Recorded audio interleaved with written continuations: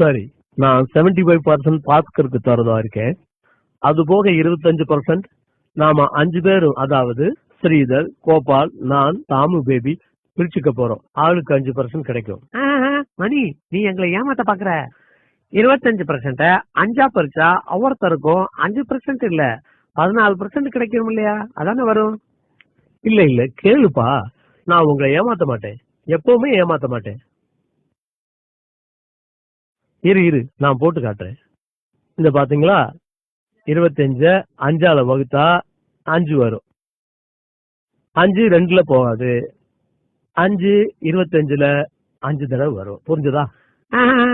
தப்பு மணி, நான் கணக்கிட புடி, எங்கிட்டே வா, நான் போட்டு காட்டுறேன் பாரு. 5 25 5 2ல போகுமா? போகாது.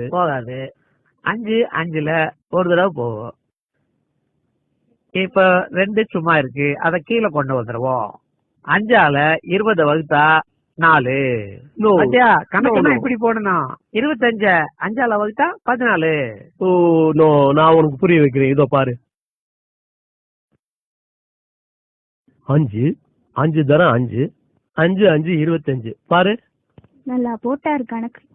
என்ன உங்களுக்கு எவன் தான் கணக்கு சொல்லி கொடுத்தானு தெரியல. கொடுங்க, எப்படி நான் போட்டு காட்டுறேன்.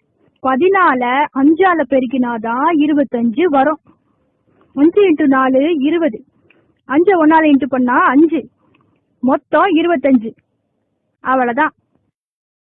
இல்ல இல்ல, இங்க பாருமா, 5 14 நான் கூட்டி காட்டுறேன் பாரு, அப்ப புரியும் உனக்கு.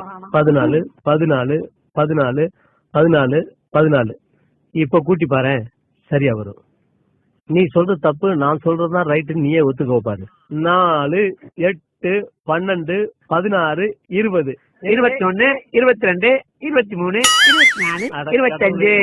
அது கணக்குல ஏதாவது டவுட்னா என்கிட்ட கேட்டுக்கப்பா. அடச்சா,